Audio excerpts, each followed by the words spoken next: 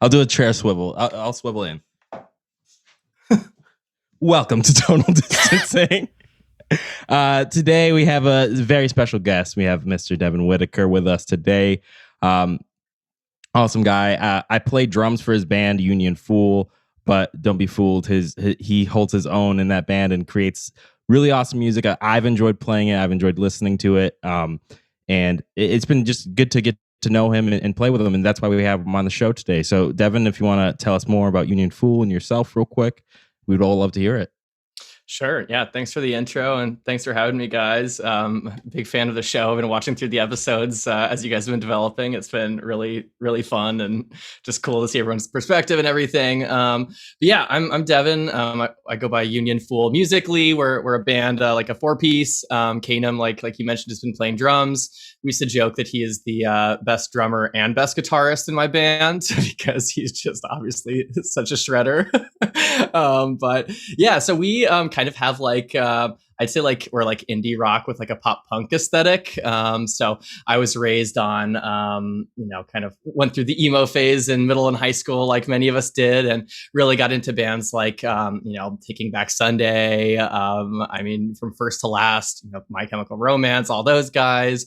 As per many of us did, it kind of moved on to get into indie rock a lot and kind of have come back to that as like, okay, I'm like almost 30 years old now.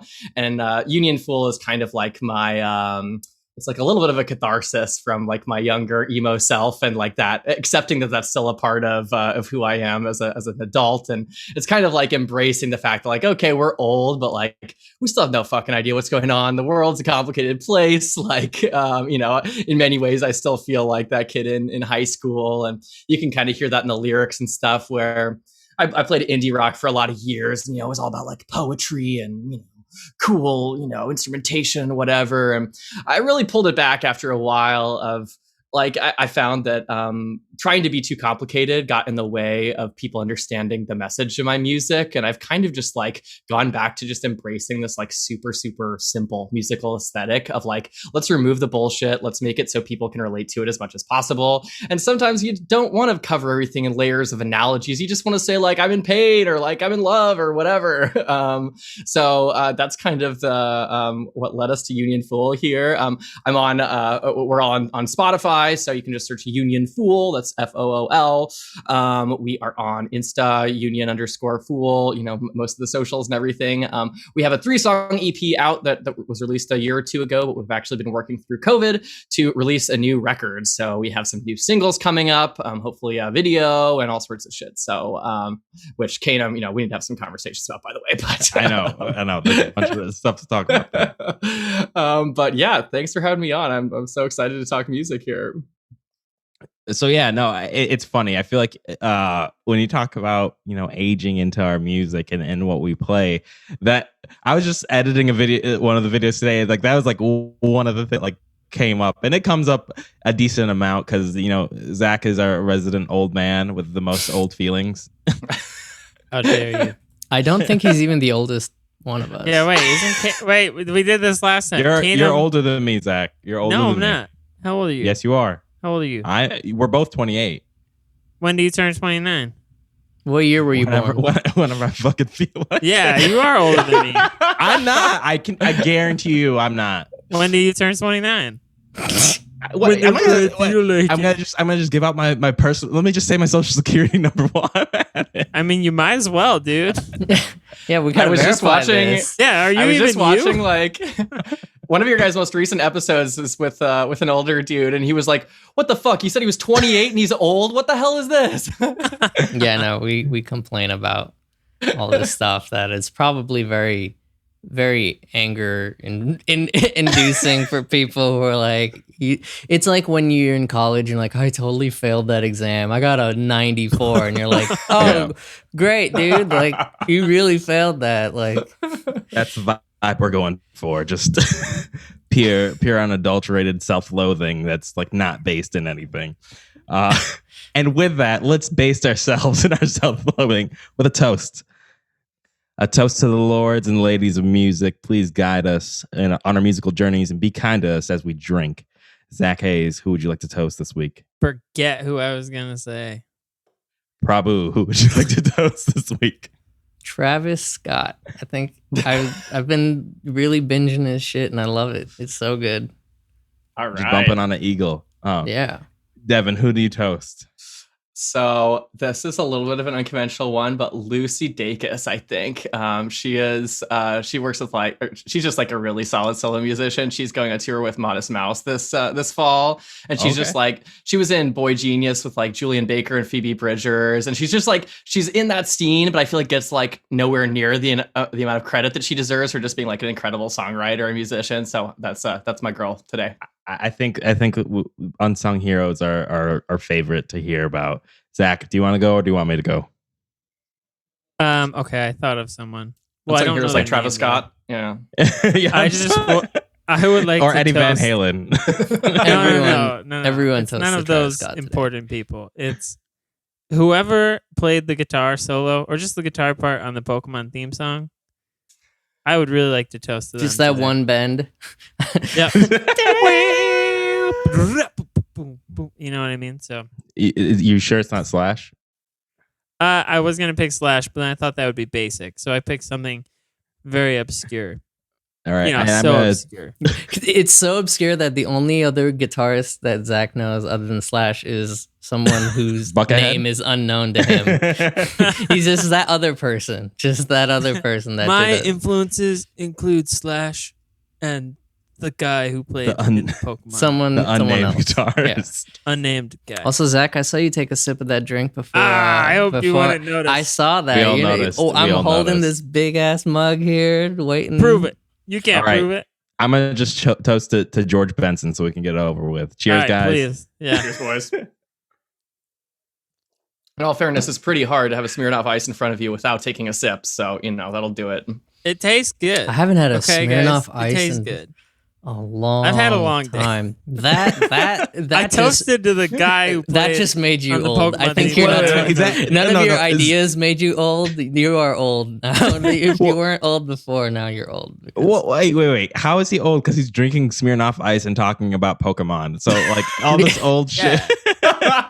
Yeah, wait yeah, a minute. exactly. Is that a Pokemon poster behind you? Hell yeah. Well, kind of. It's okay, my face is just Zach, Thank Zach you for showing plays, us.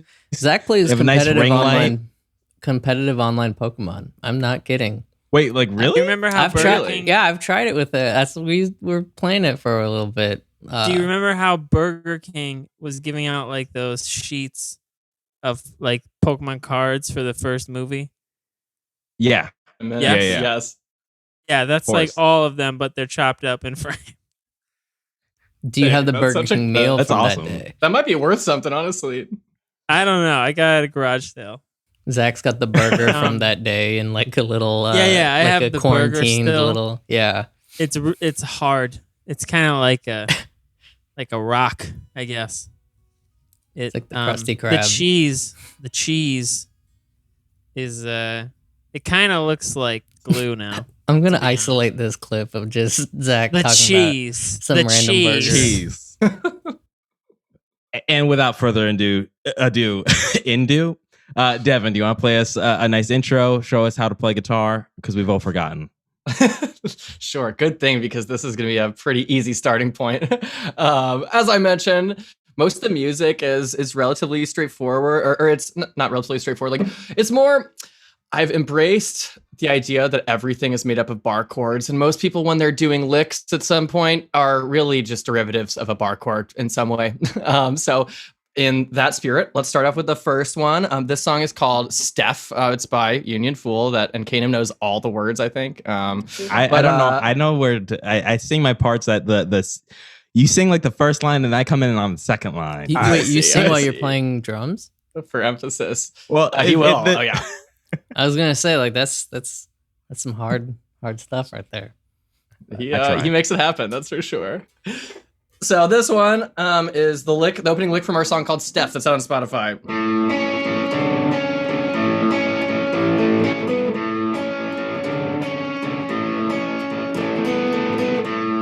So that's the lick. It's really, really straightforward. It's in the key of A major, and you're going from just open A string here to the major third. Oops, up on the G.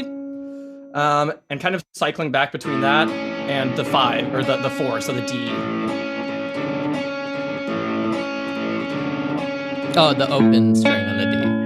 And so really it's just 1, 4, 5, where it's just that's the main structure of it. So it goes up to the E? Yeah, so it goes you kind of go from 1 to 4 to 1 to 5. So 1, 4, 1, 5, 1, 4, 1, 5. And really, like when I do the little drop thing, this is just a bar chord on A. So once again, all licks are most licks are derivatives of bar chords, and here we are.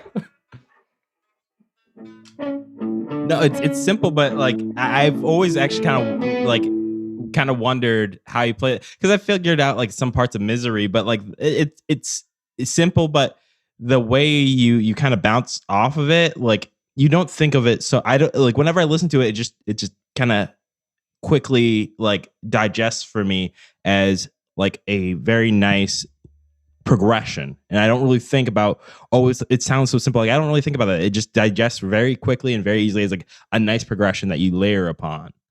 Mm-hmm. Yeah, it's a catchy little hook. Yeah, I think it's catchy.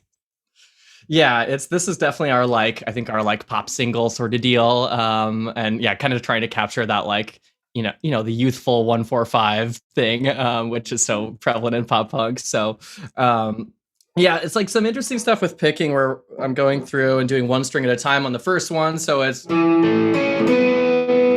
then the second time we just do a pluck. So all in all.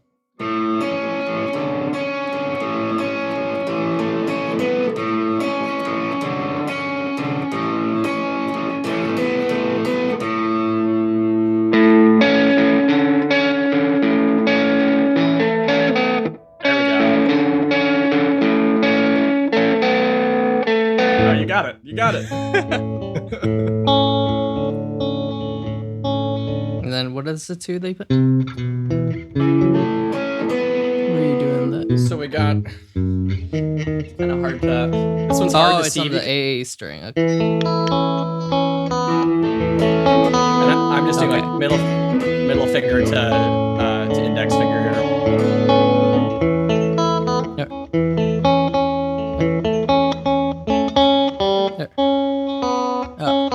Okay. There we go. Do you go back? Do you go back to 4 on the G string, or do you play the open B? Sorry, at which part? So when you're doing like the turnaround at the end, do you go and play the 4 on the G, or do you play the open B? No, good question. That goes back to open A. Wait, no, I think he does play that note. Kanem. Yeah, that note at the very end. Sorry. Yeah. Yeah, sorry, that's B. Yes, you're right. Is it open B or just on the 4? I use my index finger to get there. Sorry. Okay. So I have that on the G over here, the G string. Yeah, the flexy fingers. It's hard for me. This is a hard one because your fingers are all just like on 2 frets or whatever here a little bit. I would cheat. No, and that's the thing. It's like I feel like you can play it both ways, but there's always like how does like the original person play it versus how maybe like people that might cheat and go to the B string play it, mm-hmm. and it's a simple thing. I was like, wait, it's just the B string, right? But I guess it sounds different too. Is like an open string versus like playing a note versus like a hand or pull off or something. Like they do matter. I feel like the funny part is too, a lot of the times when you write something, then someone else will do an interpretation on it. You're like, oh, that's a way easier way that I should have just fucking done it. I'm just realizing that right now, like, oh, the B is right there. I never even noticed that, honestly. Well, wait, but out of curiosity, do you play like a busy? Like I like to have my hands busy when I play guitar. So like naturally that doing that to the the B B on the G string like is more appealing because it keeps my hands like moving more, and I just like that feeling more. So are you like also kind of like a busy? Do you feel like you tend to towards the busyness as opposed to like the simple like, oh, I can play the open B? That's a good question. And I feel like I'm kind of the opposite way just because I've always been more of like a rhythm chord type guitarist. And so even licks like this, it just takes me a ton of repetition to practice. And so I actually try to like nail it down and keep it as simple as possible. I mean, I think thinking back to our songs, like I think this is about the most lick work I do in any of the records. Which we have a lead guitarist, which I feel bad for not even mentioning Shu up until this point in the podcast. But our lead guitarist Shu is just a way better technical guitarist than I am, and so we work well together because I focus so much of my career on songwriting and just song construction. And oftentimes I just come to him with songs that are just a few bar chords or just a few open chords. And then he will kind of supplement with the more complex guitar stuff. So I feel like my comfort zone is actually more in the simplicity, where you are fucking all over the place. So it makes sense why your hands need to feel busier. Well, I feel like the busyness lends to like kind of some satisfaction, but like to your point, well, like the catchiness that like Zach noticed, like I don't think my stuff comes out like as catchy because you just get to the point and the meat of like what you're trying to say, both playing the guitar and also like both with your words. So I think there's something to like learn from like just sometimes just like keep it simple or keep it concise, not even necessarily simple, because like simple can somewhat be downgraded, but concise is different because like it gets a point across. And I think the way you play and when I've heard what you play, it always just gets a point across and it works really well. Because I think I read somewhere that was like complex is not equal to complicated. Like there's something of that sort of like you can write something that's intricate but not, it's still really hard to write it like that. That riff that you just wrote, I could remember that. I'm gonna remember that when I go and eat dinner later. Like I can hum it, and like that's really hard to do. So that's really cool. Yeah, well, I'm curious at your guys' approaches where like I think over the years I've just found that when I try to add complexity for the sake of like, this isn't interesting enough, or this needs to be whatever, like I found I've ended up shooting myself in the foot more than actually like helping with that. And so that's kind of why I've gone back to like, I mean, I think back to my guitar lessons in high school, so much of just like writing out chord progressions with my guitar teacher, 1, 5, 6, 4 or whatever. Like, and so I found it helpful to just deconstruct into like, okay, let's not pretend the song is more than it is. It's okay, 1, 4, 5, or it's, a 4-chord song, whatever. Like, I'm curious how you guys approach that. Like, I've kind of gone chords first and structure first, just as I've like kind of become a student of song structure, and I kind of try to break songs down into their different pieces. But I think that's a different, I think, that tends to make me forget or not put in a lot of emphasis on complexity. So how do you guys approach things like songwriting from that perspective? Are you writing a lick and then writing around it, or do you come up with something simple and get complicated, or is it reverse or something different than that? How could less be more? What I find funny is like, I think we all have our strengths, and we all play lead guitar from time to time, but like in the trio of me, Prabhu, and Zach is the most like lead prone guitar, and then like Prabhu's like the metal riff master, and then I'm like the more like blues hard rock like riff master, and then I just happen to be able to play some lead stuff. So even when like you say like I'm the best drummer and guitarist in your band, maybe, but really like Shu is really good, and then like right here, like Zach is really good at like the things that I would say I tend towards when I'm playing lead guitar. As far as like songwriting, I'm actually one thing I'm curious about, Zach, when you approach a song to like learn, because Zach, you don't write as much, you end up playing and gigging with bands, right? Of actual like structure, in terms of like song structure, no. The few stuff that I've like written parts for, like they always just show up with like the bass already, and they're like, okay, here. Like, but do you play something over this now? When you learn a song, do you like really try to focus? Like, because if I'm learning a song, I go down and write down the structure, especially if I have to learn it quickly. I write the structure out so I know like a little bit, like that pen to paper memory of like, okay, the intro's here. Chorus is here, verse is here. It has like 3 verses, and it's like kind of like maybe a ABBA structure. In hindsight, no, I don't. Interesting. I kind of feel like I have like a weird brain for learning Spreadsheet songs, memory. like talking about like strengths and like weaknesses.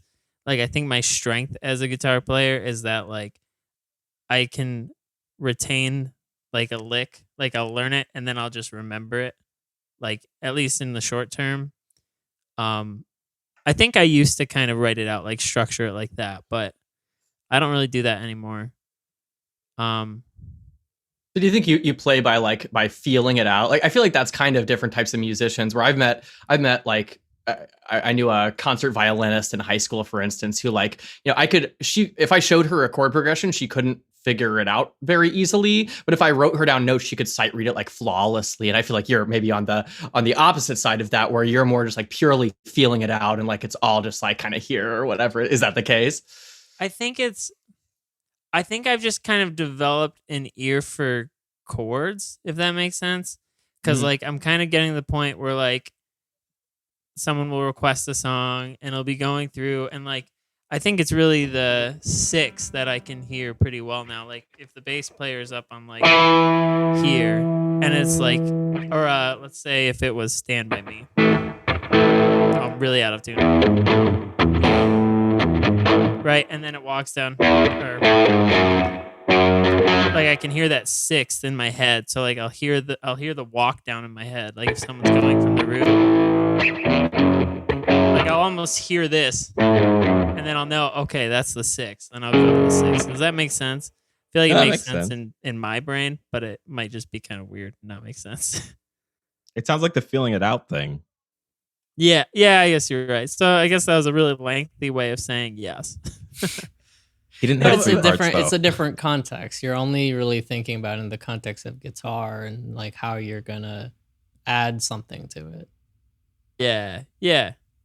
I mean, and guess. mostly, when we're talking about most songs, we're talking about 7 chords, right? So you've just kind of mastered you've learned how to take one and know where the next one is, which I mean, that's all of, that's just a different route to get to the same place in many ways. That's the same thing as, if someone saw flats on a fucking sheet or whatever, like they would come to the same conclusions. But it's just interesting to see how those two completely different approaches result in kind of the same thing, but kind of the different thing.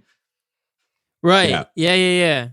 And this is kind of more of a scattered thought, but I feel like kind of like when you're learning like a guitar lick, like just like a blues guitar lick or something, I feel like learning songs, you learn like structured, like the song structure licks, if that makes sense. Let me tune my guitar first. So what, like you learn, like I feel like you kind of just feel out like, oh, this song structure has maybe like a 1-4-5, or and I guess it depends on the mode too, because like I feel like I'll bring up Guns N' Roses. So Don't we like, have to bring up Guns N' Roses at some point? no, we're not gonna do it. It's too early. It's too early to bring up Guns N' Roses. So like, Didn't you toast the Slash kind of? not Slash. Dang it, Prabhu. You So like, you tried to, but you. It's on the tip of your tongue. so like in the key V, what is? So A is the 4. So if you were playing like a progression, like going to the major 4, but then going to minor, like that's something I would have learned. Like I learned that from a song, right? Yeah, So like, yeah. I don't think that if I was sitting down, like I'm gonna write a song, I would have just thought of doing that. Does that make sense? No, that makes a lot of sense. That's So, one like- of those tropes that will get me. Like there are like those things that a song could do that I can be like, whatever, and then they do that one thing, and I'm like, I love this song. It's like a weakness. That thing that you just did, that major, that major to That's minor same. thing. When I hear that, it's like, ooh. Yeah, That was there's a song I've been writing that like does that, And I'm like, I was just gonna bring this up. Yeah, our main song has there we your go. main song. I wrote that song. It's called Miserable. And this other song that's coming out called Elderly Feelings. It's about Kanem's experience being in our band. No way. yeah, but it's about your feelings, right? Like that chord strikes this like nostalgic or some sort of it's like happy and oh wait no I'm sad and Yeah, it's like, wait, what? and it's like I don't know what I feel right now, and it's like that kind of thing. Sorry, that was not about songwriting. I mean, it is kind of, but it's like Yeah. when you I play mean, I that, took it there. So but and I think that's important too. It's soloing because like I think with a lot of people who are good at solos, which I'm not, they bring notes back to like when certain chords hit. Like that was something I'd been paying attention to is like when a chord changes, they'll play that note when the chord changes so that it like thematically feels like there's something going on in the solo. And I feel like that would spark, having to pay attention to what's going on behind the scenes to like know so that it's not just like, dickery. But guitar dickery. yeah. But I think it's just really funny that you bring up the minor 4 because Devin used it, and I feel like I've used that. I can't think of the song I used it in. I've used it recently, going from like a major 4 to a minor 4. Well, I normally play in minor things, but I use that like same chord in like the relative minor wherever it's placed in the minor scale, and it just inches it, and it's like that. When you're looking for that dissonance in your song to start creating, it's such a beautiful place to put it. Especially in the context of like a 1-4-5 where you're like, this is happy. Oh, wait, is it? Oh, I don't know. Now I'm not sure. Wow. I think of it as the death cab chord because that I'll follow you into the dark. I'll follow you into the dark. Yeah, they like do that thing and then it's like, oh, it's just like very indie movie. Like, I love it. Probably like what's your great song. songwriting process? As Devin was asking, do you like go for structure? Do you go? I It's feel like been- Oh, go for it. No, go ahead. Sorry.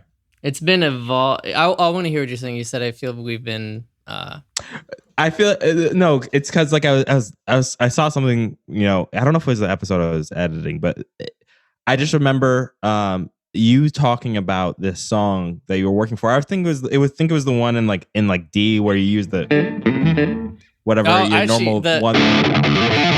That thing. What the? Yeah. That thing. That one. Yeah. And you had said that like it just like you had this now I don't want to say problem, but you had this thing where you kept on just like riff stacking the song. You're like, oh, this is a cool place for it to go. Yeah, so I mean that I've actually been using that. I was actually gonna point that one out as something. So I'm glad you mentioned it because there's kind of two ways I've been approaching. So I recently just took a class that Charlie Puth, the pop artist, had put out, and it's on songwriting and stuff. I learned a lot from that because it's interesting how it kind of transcends genre. It's like it's really just about like sharpening your skills on like telling a story, which I suck at. I do mostly instrumental stuff, so it's like to me it's more about the sounds I choose and all that kind of stuff. But one of the things that he does that I'm starting to do in it's so much easier is start with the chorus, just write out a full chorus and then just break it apart. And that's what I've done with writing beats. I write a lot of like hip hop beats and stuff too. And I always usually write all the full, what do I want the final beat that I'm going to like be like really jamming to. I try to write that first rather than figure out how I'm going to layer everything, go all out and then take away because it's usually easier. So I've been doing that with the choruses too, but one of the tips he had in that class was make the top line melody super easy or the top line catchphrase or whatever. Like a lot of his songs, he doesn't write his choruses down. It's always lyrics that something from a conversation he's had, like, why'd you have to do that? Or like, you don't believe me or something like that. Anyone could be like, yeah, I've said that before. I would. But then the verses he'll start writing down. So it's kind of starting with the most simple thing. And then, but he said like, do the fun, really nerdy stuff in the back so that you have fun while playing it, so that you're not bored. You're not just writing simple music, but the top line melody, let the listener go and jam out to that. And then you're out here doing these chords and stuff like behind underneath that. And that really changed my perspective. And that actually is kind of changed even with my metal stuff. So that riff that from the other thing that like I haven't played guitar in a while. Or something like that. Something fast, crazy, whatever. But I was trying to think, how do I go from there? Because I was just stacking riffs. And one of the things I actually found that helps me write better, or like now come up with song structure for the metal stuff, is don't treat it like a metal song. Write it like a acoustic. Write it like a pop song. Yeah, so I've actually started just doing it finger picked, like, or like, and then just so really simplify it. And that's kind of the main structure of it. So then when I go to a chord, and to me, if I build to a chorus, I want to keep that same theme of that weird. And then I can add the. It's becoming a System of a Down song. And the thing with System of a Down that's so good is that Darren Malakian he's a riff genius, but he's a songwriter, and that's something that like I didn't pick up from being a super System of a Down fan. That I just picked up the like 300 BPM, like the like how to like jerk off your guitar, but like I didn't really pick up the like the more intricate stuff. And I feel like that now, like if you see Chop Suey, the chords, it's actually, those the four chords, like there's like a comedy thing, or I think it's like by Access Yeah, of the Justice 1564. Yeah, yeah, the four it's chord like song. the four chords, like the like or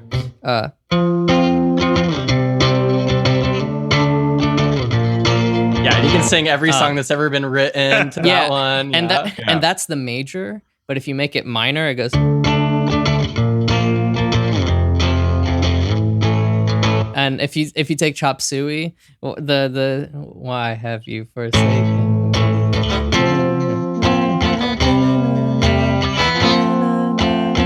It's the same exact like chord structure as that thing, and I was like, that's why it's really catchy, like a pop thing. And I'm trying to cut back, so like the technical intricate thing that you're talking about, trying to work on that. But I think it starts with like reframing like what I'm doing with the riff or song, and try to like get the theme, like why am I doing that crazy thing, rather than just like, it is very easy to be like, because I want to show off that I can play guitar. But it's like, no, put that aside. Like, that's not why you're writing this riff. I like that approach, because it's like when you're writing like an intro or a verse to a song, it's like you should be building up to something, and oftentimes that something is the most dramatic and maybe not the best part in the song, but probably the most appealing. And so like when you're writing a verse, you're like setting up to something that you don't really know yet, but when you have that chorus already figured out, then every building block of the verse is like, okay, well, I know the chorus is going to come in here, so let's start at like let's make sure to end on a dominant note so we can come back to the tonic one, or something like that, or vice versa. I can't remember. It's been a long time for music theory, but I have no clue what a tonic is. Like to me, that's a drink. I don't know what that is in music. Like I don't know what it. There's like the tonic and dominant note of each scale, and I think typically the dominant one is just the root, and the tonic one I think is the five. Tonic is Kanem, one. help me. Dominant is 5. So there we go. I got music music lessons, So right? tonic, yeah, music lesson in 30 seconds. Kanem, go. music. All right. So we're gonna be in A major, right? A is your root, your tonic. I forget what. 2. Your B is your median. Yeah, because so root, median, third, I forget what the fuck that is. I think that's the actual median. Oh man, I'm just butchering this. Anyways, let's go for the major one. You have 1, 2, 3. 1 is your tonic, 4 is your fucking subdominant, 5 is your dominant. I can think of them in terms of function. Like if I break down like the scale, like 1 is your tonic, 2 you'd use that like as a passing to either to like the 4, or you could even use it as a passing to the 5. So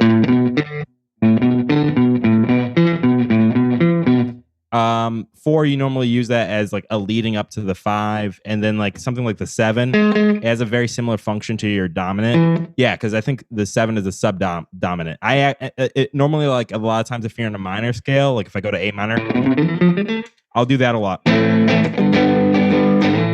Like if you're going from G major to A minor, it's like using a similar dominant function that's found in a lot of like minor music. And that's your 30 seconds of butchered music theory. No, that was so helpful. And like for instance, like the riff that we learned at the beginning, like it's like goes up to the 4, then ends on the 5.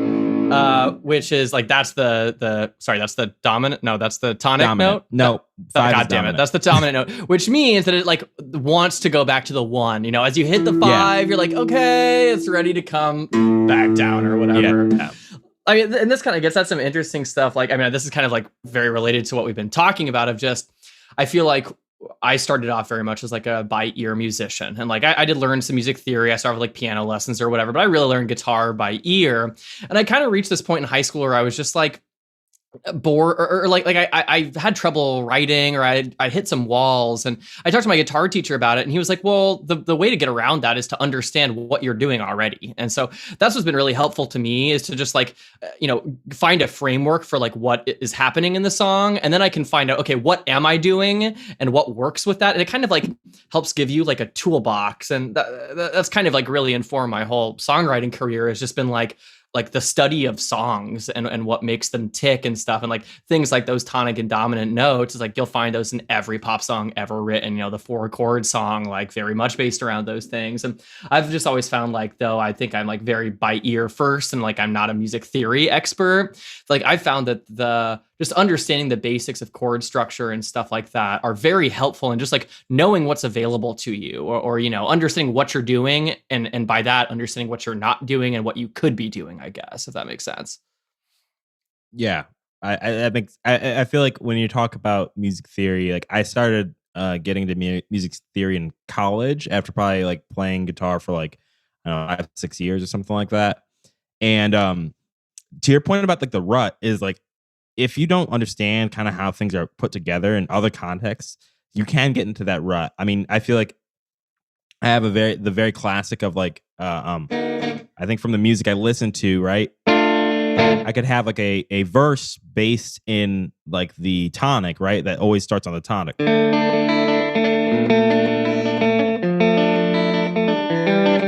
And then I just go to the same tonic to start producing my like chorus.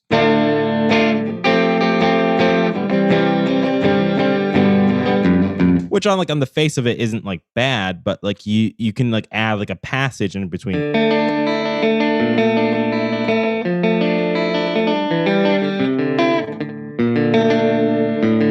And that passage where I start to go off the 6 of that minor scale, it adds like a depth that breaks up, the tonic bass and then another tonic bass. Yeah, that sounds like The Pretender by Foo Fighters, by the way. Do you know that song? Thank you. Yeah, of course. I say I'm not like the other. Oh, Foo Fighters played in New York recently, which I didn't see, but I think it's cool that they played. Sorry, Devin, I cut you off. You're going to say something that's not about the Foo Fighters. Oh, I mean, I was just going to ask Zach, as coming from like the, coming from more the feel it out side of things, like, when you're in a rut, or like when you're looking for variations, like how does that go normally? Just because I feel like I've kind of trained my mind to go away from that, but I kind of like miss I don't know. I feel like sometimes by understanding too much, you can almost get stuck in this opposite rut, which is like, okay, well now I'm just putting everything into boxes and I can't think outside those boxes. So I'm curious what you think about that, Zach, and like how your approach differs. I mean, it's different because I don't write a lot of music, but I think I always find that when I'm playing my guitar and I'm like just not into it, you know what I mean? Like I'm playing my guitar because I know I should be playing my guitar. I find that I often become inspired again once I learn a new like lick or a new song. I feel like that's the only way for me to be like, okay, now we're cooking with gas. Like I try to learn something new every day. I don't always do that, but but I try to incorporate that, even if it's just like 30 seconds to like, learn some new, like, like, oh, I didn't have sound on, but that's okay. Some like noodly chicken pickin' blues lick or whatever. Like, there's always just something new. Like a couple weeks ago, I was working on some Eric Clapton song, and there was like this lick that was like, it was like,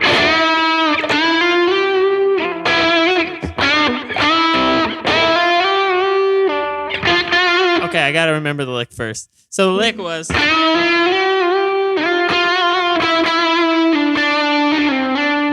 so it does like that bend tap thing. And like, for whatever the reason, at that point in time, I was like, this is the coolest thing I've ever learned. I was like, all like excited about guitar again. I haven't touched it since like 2 weeks ago, but I don't know. For me, there's just something about learning something new, I guess, that always kind of re-inspires me and pushes me past like those boxes, so to speak. Well, you're not just playing this all the time?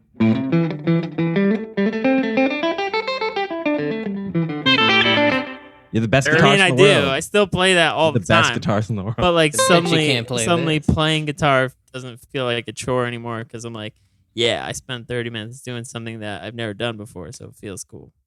So I don't know. Are there other types of scales besides type 1 pentatonic? No. There are none. Nothing that works. Okay, cool. Just Not to me. Not to me. I also believe all music after 1979 is trash. Who invited Dad in this conversation? That's like a playing style and preference thing. I feel like for me, there's no other intuitive style for me. Does that make sense? Maybe. I'm also just obsessed with Slash. We'll just cut to it.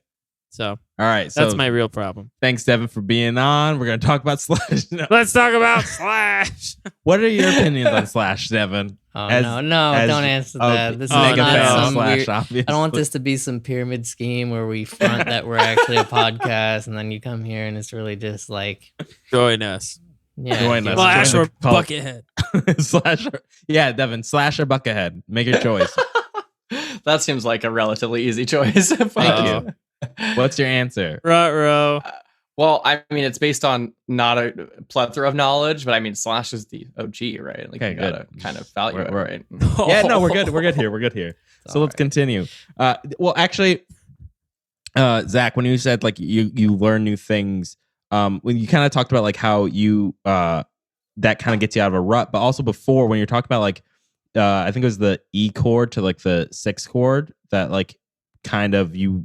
Oh no, it was the E chord to the like 5 that goes. I mean the 4 that goes minor, right? Yeah, both. Oh, both. Okay. What's something that like you've picked up in like music, Devin, that like you've like been like, oh, this is my idea now. Like in your songwriting that you've like taken, like, oh no, that's cool that you play it in this song, but it's gonna be in my song now. That's a great question. I think I have completely accidentally and not intentionally at all co-opted that exact thing we were talking about, which is the minor, the major to minor 4. I earmarked it subconsciously and just put it in everywhere. And now looking back through my songs, I'm like, oh, that's everywhere. God, that's all that I do. Gotcha, cool.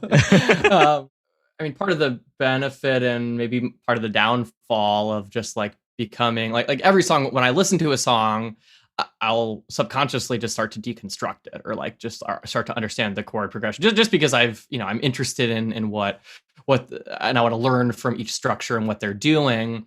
But what you I think start to realize with that is that even as complicated as the song sounds, most of the time it's pretty fucking simple, and there's really not that many variations on the chord progressions that are popular. Obviously I listen to a lot of indie and pop and pop punk stuff, so there's definitely like genre considerations there. But there's a lot of just like going from your minor third down to your major third and switching back between those things. I've been making electronic music recently. So much of that is just major third to minor third to minor third over and over, or sorry, major root to minor third. So I don't know, like I feel like I've co-opted the 1-4-5, the 4-chord song, your 0-3-4, whatever. Like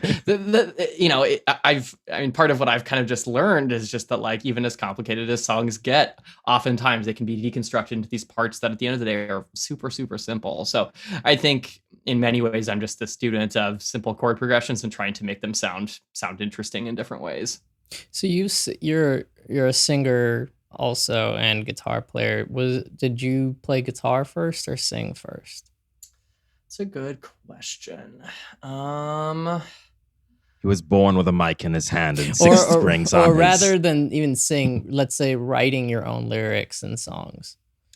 That's a good question. I think I've always sang as by default because I liked writing songs and because no one else would sing my songs. So it's like I would, I think right, exactly. So I feel like, like I wouldn't introduce myself to someone and say that I'm like a singer, like that just like doesn't even mesh in my head or whatever. I think I've just sang as a conduit for songwriting. Like I started off with piano lessons, which I've despised growing up just because we had to play classical music and stuff, which right now that sounds sick. I'd love to do that. But, as a 10-year-old or whatever, wasn't super into it.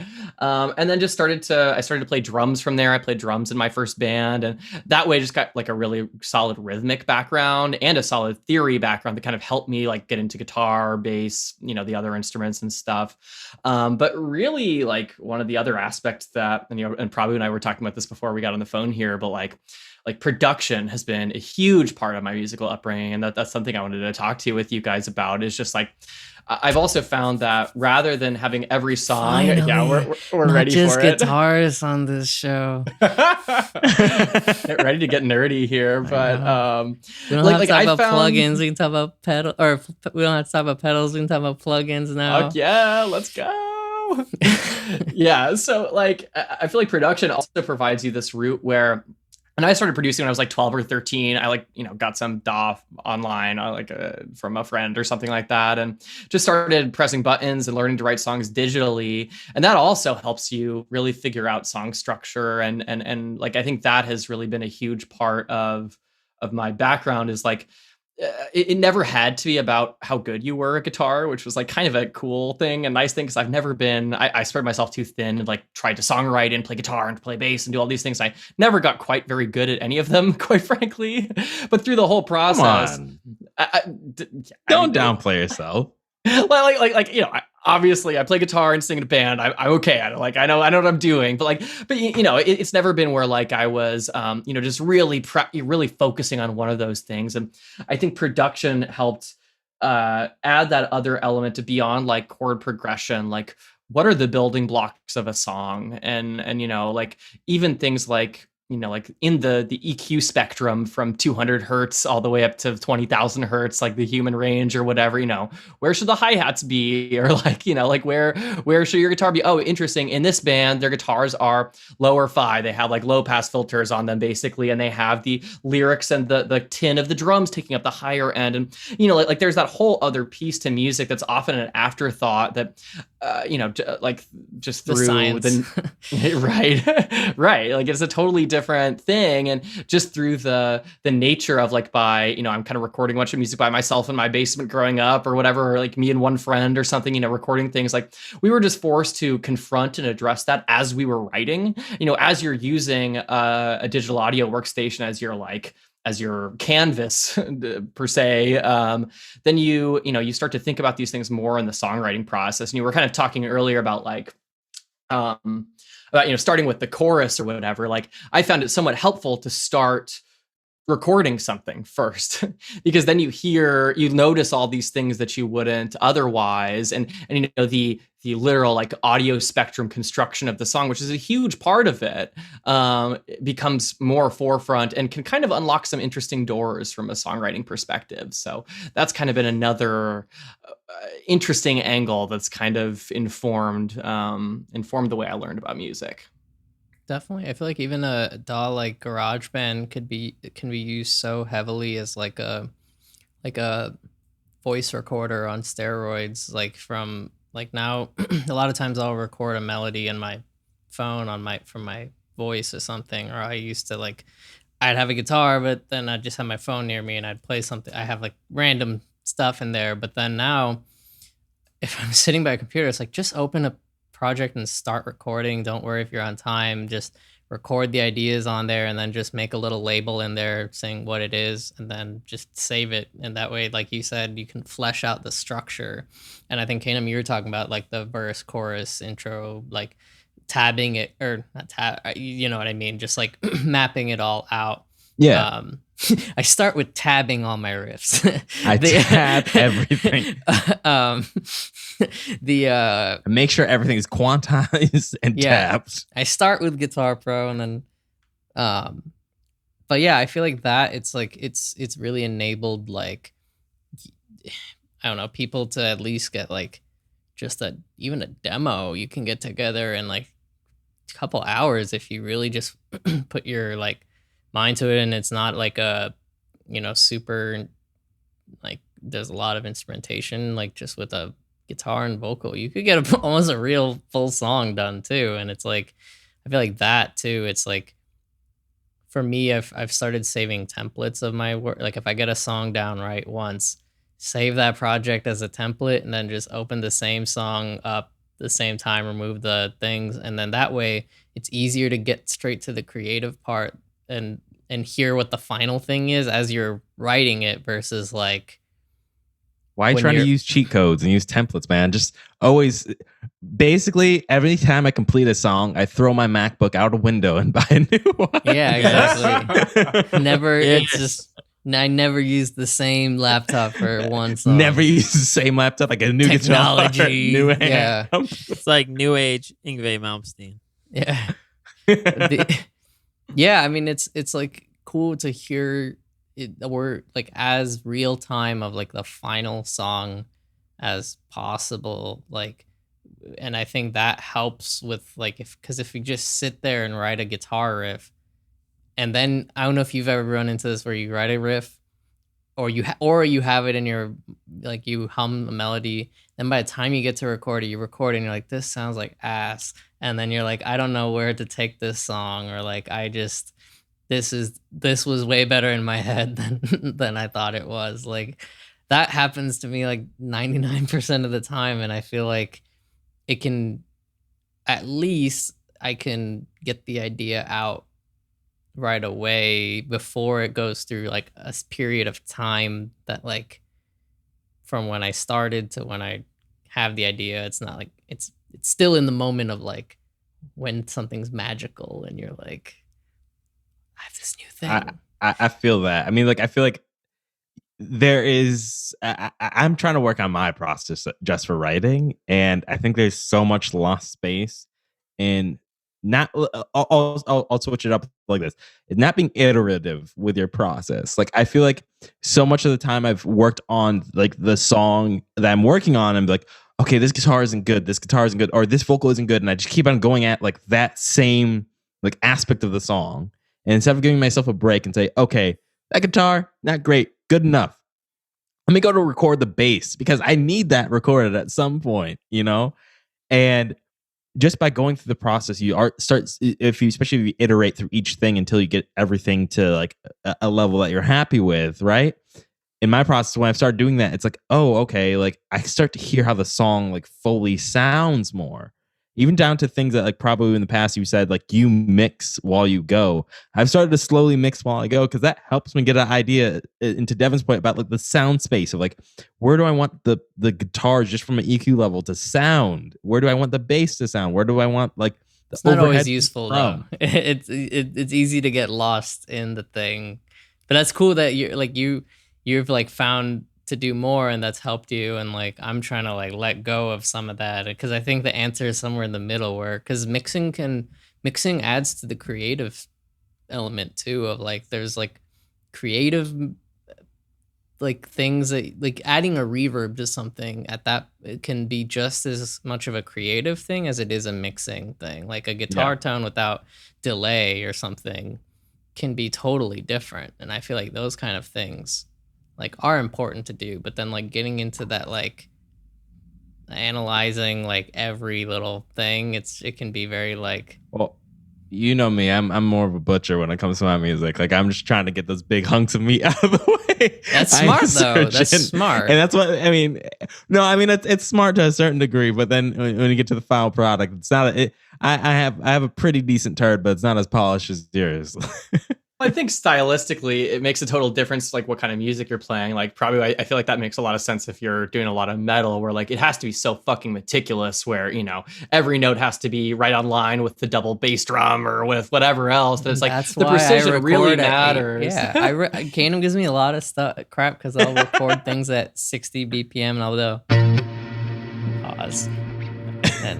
I mean, you gotta do it. I'm just saying, like, I think it's just a different school of thought where it's like I like the feeling of like if I want it to Feelings? feel real. Yeah. Cheating. What are feelings? Or I feel when you could just play more.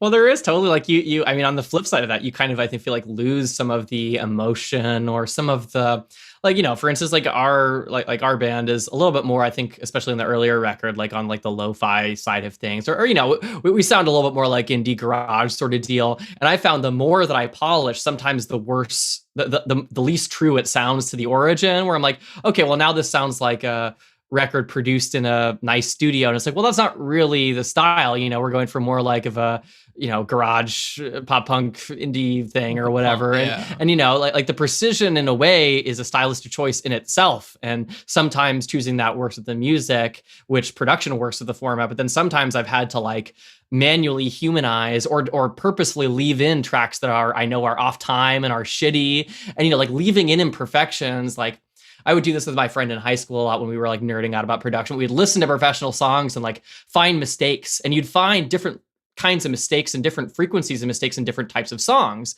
And we would even listen to like, I remember we were listening to like an Adele song, and there was like an Adele song once we're like, she's off on this note. And we'd like listen to it over and over again. We're like playing piano notes, like trying to figure out what she's doing, whatever. We're like, she's fucking off on this. It's like, well, yeah, she has like this like bluesy style where you don't always want to be pitch perfect. This is not Kesha or whatever. And, like the imperfections are just as much of an important part of music. And that's, production is like, I feel like the medium where those really stand out, which is just yet another variable you have to fucking deal with in all this stuff. So do you record? Oh, sorry. Go ahead, Ken. No, I had a quick question with like that imperfection thing with recording and also with playing. So have you guys ever run into that situation where, I mean, obviously I've run into it because my timing can be off. Have you run into a situation where you have two guitars playing, and then if you solo one of those guitars, it sounds like garbage at certain points, but then when you put them together, it's like, oh no, like it has this whole like interconnection and weave that works together. Have you guys ever like experienced that? Yeah, definitely. And like I'll do it where I'll do a take. And then I'll be double tracking guitars. I'll do a take. First one was pretty good.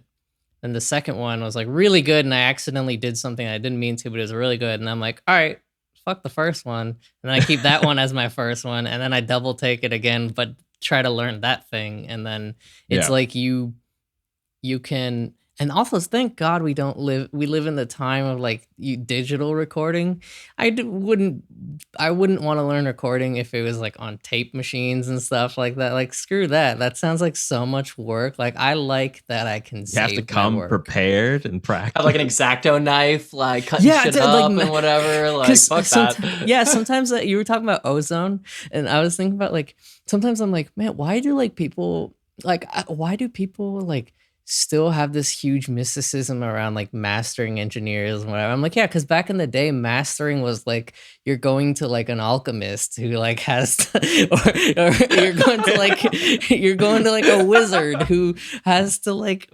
This man lives on the highest peak of the highest tower. He's mastered many tracks before. He's got a fucking knife and he's like chopping up stuff and he's doing all the or like and just a man with one eye and one leg that's like, yes, give me a song, I shall make you millions. And like whereas like now I pull up a plugin that auto limits like EQ. It has like AI just listening to the song, and I'm like, you're good? Like wake me up when you're done mastering the song. And it's like I love that. I wouldn't want to be the other, like on the other way. And I feel like it helps with like it helps you be a creative and focus on the creative part versus the like, I don't know, just getting your idea out there is not as much of a hassle anymore. So you said you started pretty young with production. Do you is that what you like? Do you record all your stuff at home? How do you usually go about like your recording process and that kind of stuff? Yeah. Yeah, I've self-produced everything I've ever put out. I mean, like I said, like it's just become the format for writing for me. So when I'm done with a song, I have a song. You don't have to go into the recording phase, which is nice about it for the most part anyway. But sorry, what was your actual question? Oh, I guess like I just want to know kind of that recording process. Like, do you usually I see. record like I was gonna ask like about like do you do demos at home, then usually take it into the studio? Because I know one thing that's different too is like recording with like full bands and like doing with like live drums and that kind of stuff. I was curious kind of how you go about like structuring songs from the production standpoint and playing in bands. Do you usually like bring that to a band and then they do the other parts? Do you do most instruments and then you have a band play live? Good question. Yeah. It's, I mean, kind of like going back to what we were just saying about like it can provide some challenges in that, like, I typically write and record on on the digital audio workstation. So I will record an idea and kind of build the building blocks there. As I've been playing more in a band, I've like kind of combined it a little bit more with the approach of like, all right, guys, let's feel this out of practice and see what the deal is. And that's kind of added some nice humanization elements to things. And it has been challenging though, where it's that line, where you toe that line of, for instance, on our first record, I had, we recorded drums separately. I had a buddy in Colorado do the drums for us and stuff. And I learned the lesson that it was just so challenging to record guitar and bass and then record drums. And basically what I ended up doing is chopping up the drums into a zillion tiny little pieces and lining them up manually with the guitars and stuff. And what I realized is like, well, So that you, was like, made fucking a stupid. sampler? I didn't know you did that. That's incredible. You It like was- made your own drum plugin for Yeah, Prabhu and I just always go back like, yeah, we're using software drums on this one, right? Yeah. Well, it was like I like, it wasn't that the drummer made mistakes or anything. It was just that like those tiny little feeling things. Like what I've learned now is, and what we did on these most recent records, where unfortunately it was during COVID, so we had to contract out drums again while Kanem was isolated in Brooklyn. I don't here. have a drum kit. I don't feel offended at all. I told you that, hey, if you want drums, I'll program them in. Fair. I'm not that good of a drummer. You're also in New York, right? I'm also in New York. Yeah. Okay. And so, I mean, what we did the second time around is recorded a rough demo, got the drummer to drum over that, then rebuilt the entire song around the drums, because drums just have to be on like they have to be like leading the song just slightly. And it's actually really, really hard to recreate those little human mistakes and errors that you don't realize that's the lifeblood of the song. And when it's too on, or when you try to cut it up and make it too on, it just sounds weird and unnatural. And so I feel like I've been taught through this project the limits of production, I think, and just how live music has these things, these almost imperceivable humanities about it that we don't really get until you're in that phase. I mean, I will say, like, I produced a bunch of records. I used to make electronic music, and I actually have a whole other project that I had over the years. But I've recorded everything with a cheap ass condenser mic in my bedroom.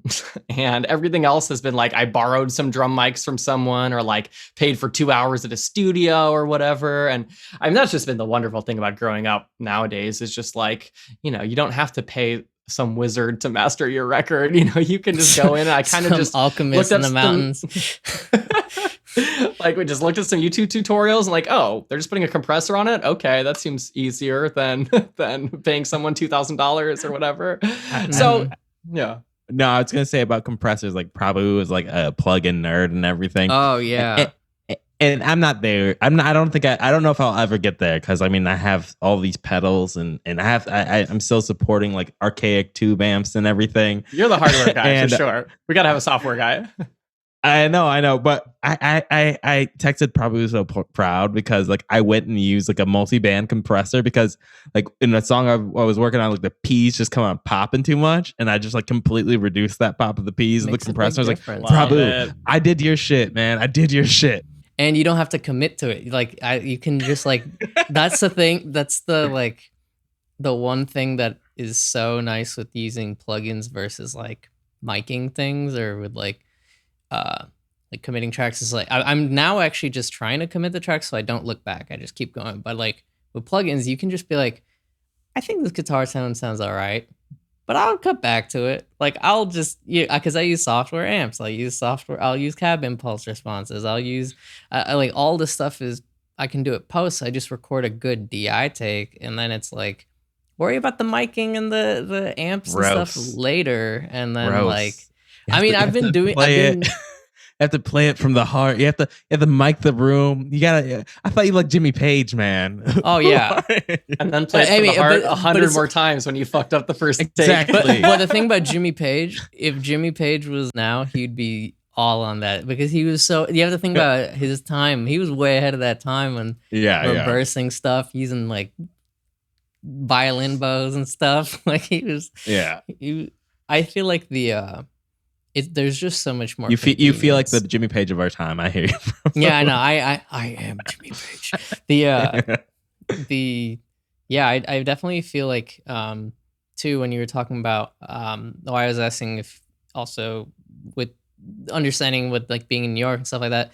That's one of the things of like I feel like being in a city too. Like I felt this when I was in college, but it's so hard, I feel like, to find places to play drums where like, so for like my band, I live in Texas, like people have houses and like there's, space and it's like my band practice. I'm very lucky because we practice at my bassist's house and he has a drum kit. We use electronic kit, but we can use a real kit if we want. And then like we can have all our stuff there. But like, so from a recording standpoint, I feel like, even then it's like, just like now you have so much less space that you need to like really worry about with being able to run all your guitars into a direct in, and like really the only thing is anything with a mic, and even the mic, like your vocals you could record at home.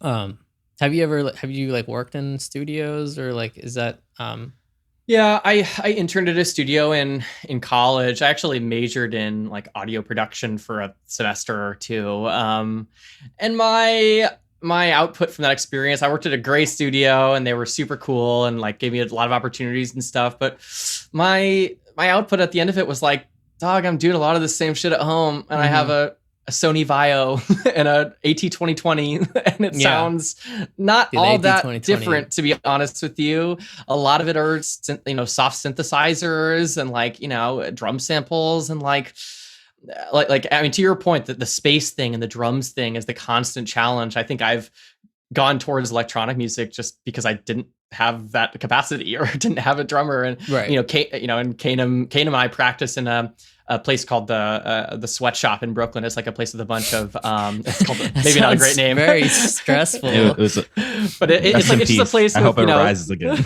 Me too. Yeah, it's just a place with like 30 practice rooms, full kits, Marshall stacks, and stuff like that, and they just rent it out by the hour. So we were talking about being in Brooklyn, being in New York, playing music, and Devin, like just from your perspective, what have been some of like the pluses, the minuses when it comes to like recording and performing and doing all the aspects of music in the city? Yeah, that's a good question. I mean, like, I feel like in many ways I moved to Brooklyn to be close to music and just to be where it's all happening and stuff. I mean, like the positives, it's just like the most insane show calendars of my life. I've spent, half my fucking paycheck on shows all the time. And especially now that things are coming back, like, I mean, truly no better place to be. It's been such a, I've seen everyone I've ever wanted to see here. It's been awesome. I used to live in Chicago, and Chicago, like, being in the middle of the country, a lot of bands would skip it. And so there'd be these huge national tours. They'd be like, fuck yeah, we're going to see Radiohead, whatever. Like, they're going to Austin, but not to fucking Chicago. Okay. No offense, but a lot of stuff like that. Texas. And so just being in New York where it's, where everyone has a tour date has been awesome from that perspective. I think on the opposite end of that, I mean, I think I've never been a great music networker, but I think there are a few modern tools that help musicians connect with each other. And, like Kanem, you and I met on like Craigslist or Facebook, I think, or something.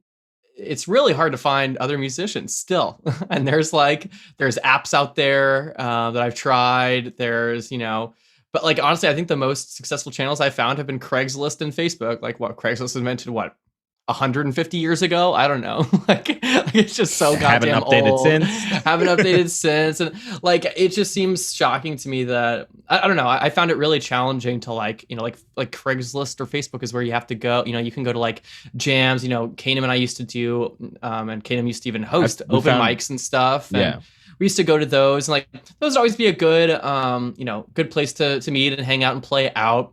I wouldn't say that the success rate was very high on like, hey, here's someone else who likes the same bands that I do, who's interested in performing, or even, not that we're that, crazy talented or anything, but just anyone at your tenure of how long you've been playing. It's like I'll find someone who likes the same bands as me do, but they're still recording into a computer microphone and kind of just learning to play guitar. It's like, well, cool, good and well, but like, we're not going to collaborate very effectively at that point. So I don't know, New York, I mean, the great irony of New York is just that you're around a trillion people and everyone feels fucking lonely or whatever. So like, maybe that's just another expression of that. But I found it to be challenging. I mean, at the same time, I've met awesome people like you, Kanem, and like Shu, our guitarist. I met him on a fucking Facebook group or whatever. Like it was like a New York musician Facebook group or something. So, I guess the basics work, but still it's kind of like dating, it's a lot of trial and error. And just the other day, Kanem and I were in the studio and the third guy just didn't fucking show up, and so we're like, all right, I guess we're playing the old songs. We had a great time regardless, but I think more it is painful when that happens in dating or when it happens in your band. Well, I mean, Devin was there, so it wasn't that painful. It's like, all right, we're just gonna be playing. This is fun. Right. It sucks if it's like only like you and one other person, and the other person doesn't show up. But I'll say, given that it's been COVID, like. And we've mostly been in lockdown. When I was in a practice room for like maybe like 10, 15 minutes before this last drummer I played with showed up, I just had a ball. Like I just had 2 huge amps. I did a stereo out for my pedals, and I was living the life. So even if that person didn't show up, it was just like an awesome, I get to play. I would have had an awesome loud like 2 hours. Sure. Yeah. Playing loud and playing in a practice room in general. It's just like, and when we were switching off guitar and drums, we were both like, holy shit, remember how fun music is? Like I totally forgot. Sweet. now that it's between that. Go for it. No, go ahead. I was gonna ask, now that things are opening up with COVID, do you feel that it's hard with like for like a year, a lot of musicians who've been pent up inside who haven't been able to play? Do you feel like there's been a surge or rush of everyone wanting to get out there into the scene and book a show, and like it being kind of congested? Or because I've been feeling that with like, not even in terms of music, but just that like FOMO more so than before, because like a year of no FOMO, and then now it's like, oh my god, people are hanging out again, and like it's like, I feel like especially from a music thing, there's so, like my Ticketmaster email that I get, and I'm like, there's so many shows I want to go to, and like I feel like everyone's just booking. Have you found that hard for your band in terms of like just getting back into everything after a year of kind of being away from it? That's a good question. I would imagine that's the case. Our band was in such an interesting place where we started up, I don't know, 9 months before COVID, 6 months before COVID, maybe.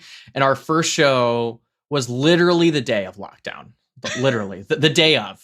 We were like I remember the day before, March 15th. Like being like, I don't know, man, This seems like some Ebola bullshit, like whatever. It's probably going to pass over and not be a big deal. And then the next day just being like, oh my fucking God, this is a global pandemic. Mm-hmm. So I feel like we've been, derailed by that a little bit, and we haven't quite gotten the practice room. I just started getting back in with Kanem the last few weeks. Our guitarist Shu has been back in India visiting his folks and stuff, so it's been a little bit tough to make it work. I'd love to start playing again. I actually just got some emails from some promoters like announcing their their fall lineup and stuff, so I think there will be a big rush of people getting out there, but we haven't quite crossed that bridge yet, so it's gonna be interesting to see what happens. That's for sure. I mean, I know shows thus far have been like everything sells out instantaneously, and even bands that weren't that big are selling 3 nights at Brooklyn Steel, which is our big venue here, and stuff like that. So I can imagine it's going to be pretty nuts. I'm pretty sure like the Bowery had like a huge line out in front of it too, like the past couple like weekends for anyone that was playing there. I've seen the TikToks of like just every bar in New York City, a line around the corner and whatnot. It just kind of sounds right. Do you guys have any material that you can announce that like you're working on or you're putting out, or outside of live performances and stuff? Yeah, so we have we're still kind of figuring out dates and stuff, but we're in the final stages of finishing recording an EP. So we have 2 singles that are gonna be coming out over the next few months here, and then I think a full kind of maybe 4 to 5 song record to follow. So got a bunch of new pop punk jams, and hopefully we'll be playing some shows off the back of it, but still figuring that out. We're talking to like album artists and stuff like that right now, so it's in the works, but we haven't quite set a release date. We're on social at union_fool if you want to stay connected and stuff like that. But new music coming out. Kanem knows all the songs and is just as excited about them. So is that one you were playing earlier, Kanem, part of that? The one with that major to minor chord that you were playing? There's like that Zach. I wrote it completely.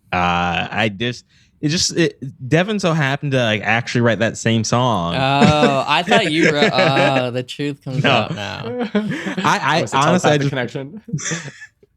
I purely just drum and for Union Fool Live. Maybe I'll record, but I don't have a drum kit, so I'm like, I don't put that pressure on Devin to be like, we gotta get me on the recording. I was like, you get me where you need me. If you need me on the recording. Yeah, how do you practice drums if you don't like? Do you just go to the practice room to practice, or do you just remember?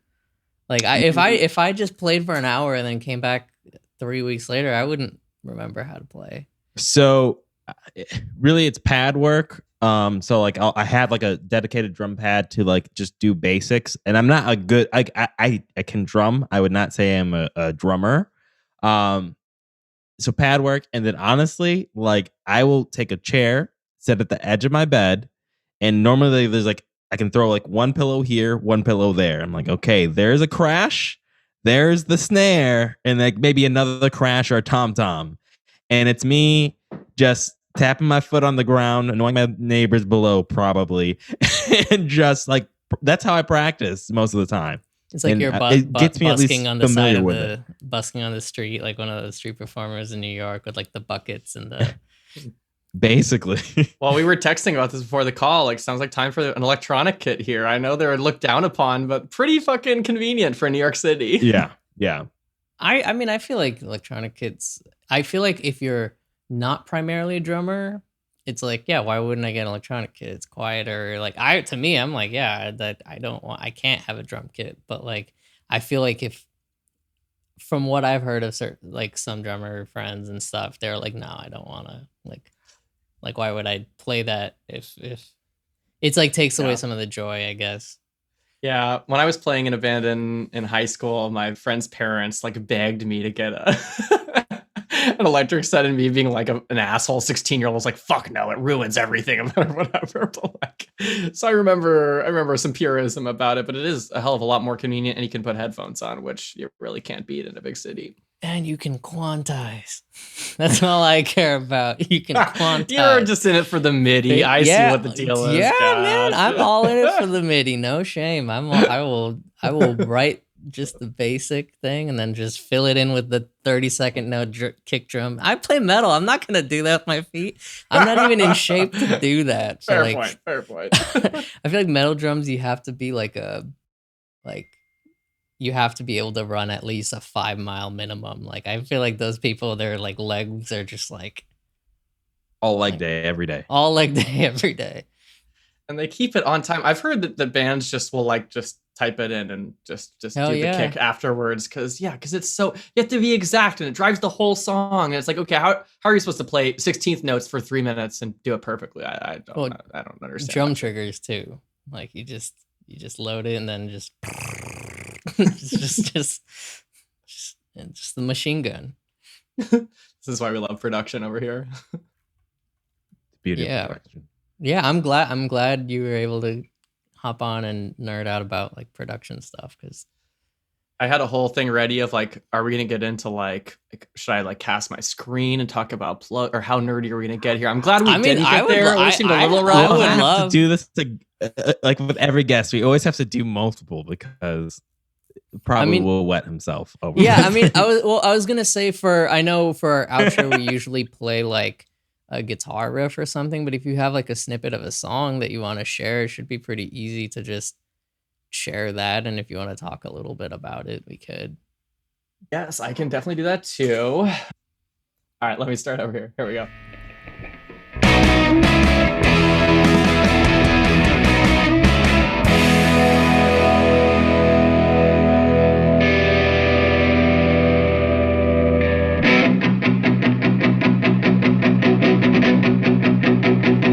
It's been a decade since we were in college. Don't used to feel like a degenerate. Get my shit together, swear to God I've never felt like such a prick.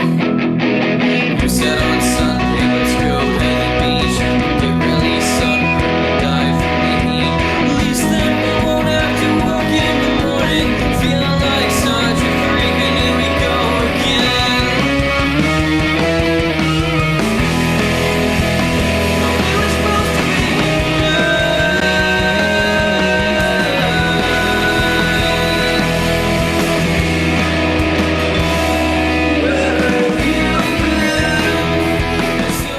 Anyway, little clip of the upcoming I like single it. here. Thank you. Reminds me of like early Green Day or something. Like, Oh, I can see it.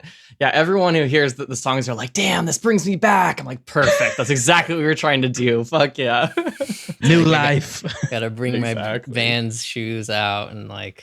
Yes, like, the moccasin ones, the ones that Yeah. didn't have ties on them. Yeah, exactly. The ones with the little checkers. Like, fuck yeah. This Yeah, I'm about summer at Warped Tour. I love it. Start kick flipping again, man. Ooh, fuck yeah. That's back when every band had to skateboard as well. Being a band wasn't enough. You also had to be a skater. You had to risk your lives and limbs. I You had can't to risk do you that. breaking your arm so you couldn't play at the gig. I never learned how. I could never. I'm not that coordinated. I've tried. Me Not too. my- I'm like, you want me to play guitar and do other things? I can't do all these things. Let me Yeah. get good at one of them or something, I got my kickflip manual down back in the day. I don't know if I can still do it, but I'll give it a shot. I'm gonna take But you up on that anyway. one. Yeah, thanks Anyway. for showing us the snippet of some new music. I'm excited to hear the final thing. Of course. Yeah. Unreleased action, getting real emo on the new record. Not sure when it's coming out, but it will be within the next month or so. So stay tuned in at Union Fool. Well, thank you, Devin, for being on. Thank you for everyone listening to Tonal Distancing. Until next time, keep playing guitar and keep enjoying music. Thanks so much for having me, guys. So much fun.